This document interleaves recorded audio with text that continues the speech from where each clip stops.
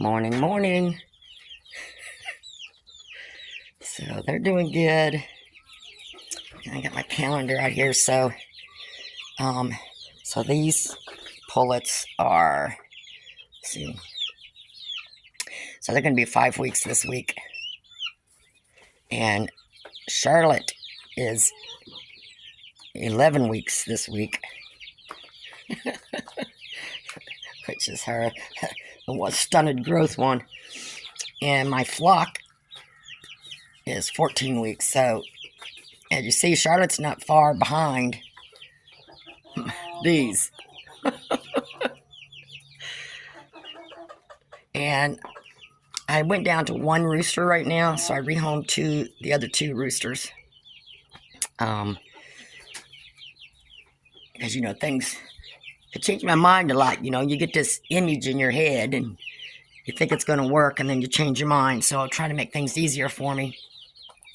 So I was going to get, the 20 hens and 2 roosters, and accidentally got a 3rd rooster. And then I thought, well, people are wanting laying hens already, laying.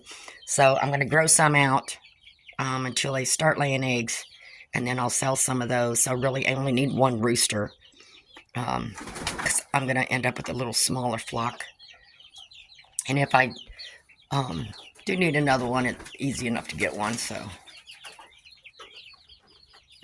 people are always wanting to get rid of the roosters.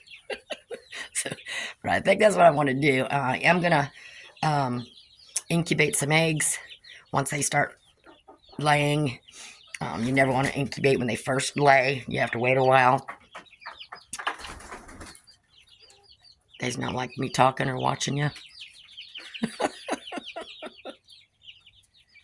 All right. They're running from me. I thought I seen one of them kind of do a limp on one of her legs. Being they're all the same, it's hard to tell which one. So I was trying to keep an eye on her, and then I had to lock them up in the run here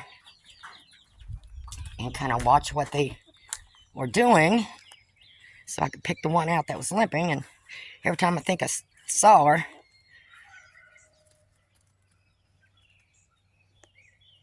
they're all, you never know, just like children. Okay, so all I can do is keep an eye on them, and I know you're mad at me.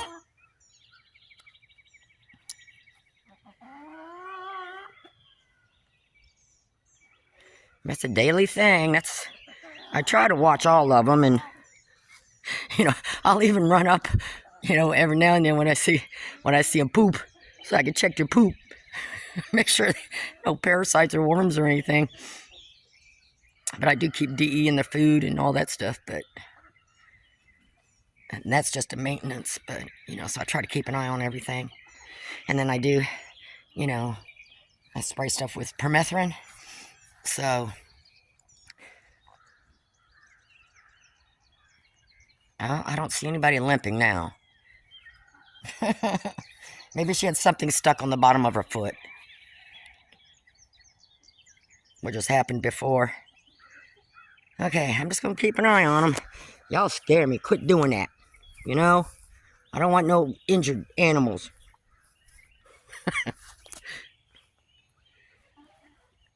Alright, I got a lot to go clean up. I just washed their dishes and gave them a little wet feed for the morning. Love the wet feed. Get in there, Charlotte. Yeah, we got some over there that doesn't care. And I gave them some wet feed. The other ones are out wherever they're at. And believe it or not, the rooster's the only one that stayed in here. And then she finally came in. Y'all missing out on your wet feed. You better get over here. Where's everybody else? I don't even see them. I think they went inside this Chicksville shed, which is empty. Alright, caught you guys red-handed messing up my straw. Girl, you get in that cage. You better get out of there. What's everybody? Why? You know, look what you did to my place. Yeah. Boy, I'm definitely going to have to put something. You got my badminton, my big bee swatter knocked down and everything. Really? Really?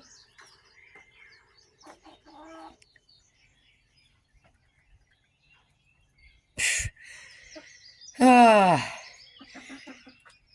Let me get the rake and rake it back underneath there again. At least they're keeping it aired out, and dry.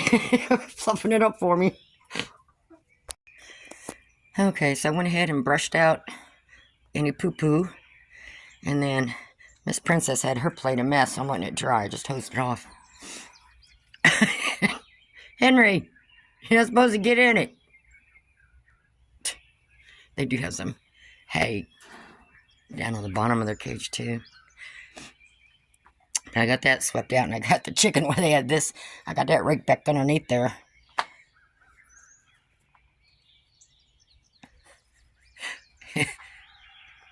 That's not a toy up there. You're just so curious, aren't you? They got all fresh water and everything, so, yep. Let me turn Miss Princess's basket the way she likes it. There.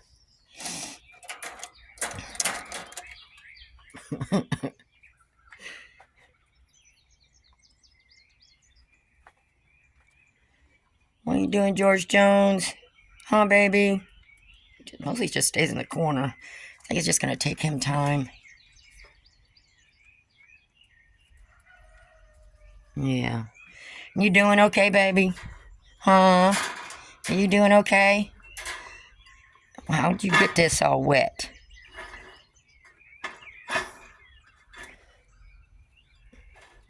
Did you spill some water or something on it?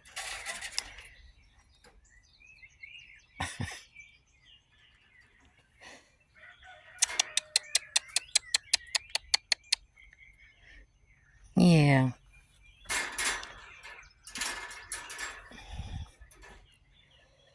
I don't know, maybe if I put that on there, it might give it a better flat surface than the cage. Your waterer and feeder's coming in the mail. I should get it anytime. And if it's one I like, then I might end up swapping some of these other ones out. But it's the kind that just clips on the outside, so you do the water and the feed and the water on the outside of the cage instead of having to reach in and stuff, which will give them more room without these things being in there. Like I said, I didn't want to cut up my new cages just for that, because I knew things might change. And then I can always use these for, the grow outs or whatever.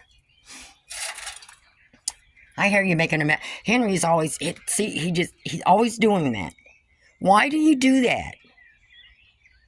He'll take his paws and just, he pulls out the pellets onto the plate. Young man, you need to have better manners. All right. I did put her a little bowl down here. Make it a little easier. But, I mean, she's eating out of that, but she prefers that. So we get the new ones coming in. If I like them, and we'll change all this.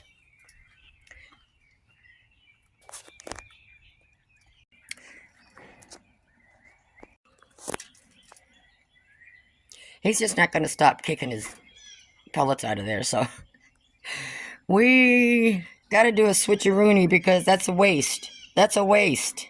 So I think I'm going to give him back this. Raise it up a little bit. See, that's what he does. Yeah, would you quit? That's it. Drink on that nipple. Well, I think I'm going to switch back to that. All right, I got that switched out. And I put his water over here by the water bottle. They're sniffing at these and kind of nibbling, but they're still young, so I'm hoping they'll catch. So I moved his water next to the nipple.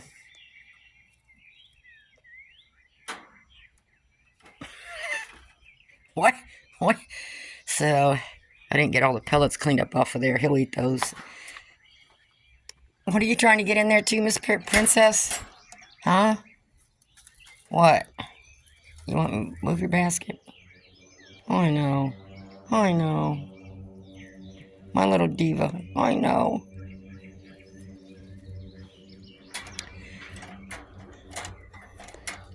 She behaves pretty good, though. Why they like getting in their baskets? You ain't pooping in there, are you? What, Mabel? What, Mabel? She's not kicking her feet out, but she seems to be eating better when I stuck it down here. I know, baby. I know. Yeah.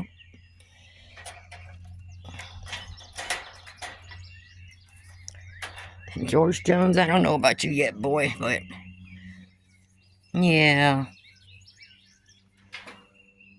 You'll be fine. You'll be fine.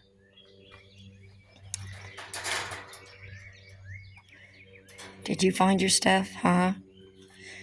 You look the same size as them, but you're a few ounces, you weigh a few ounces more. Yeah. So you gotta be the same age. You are not breeding age. Nope. No, you're not. Oops, let me get that out of there. I was trying a new waterer, and I didn't like it. No, don't come out.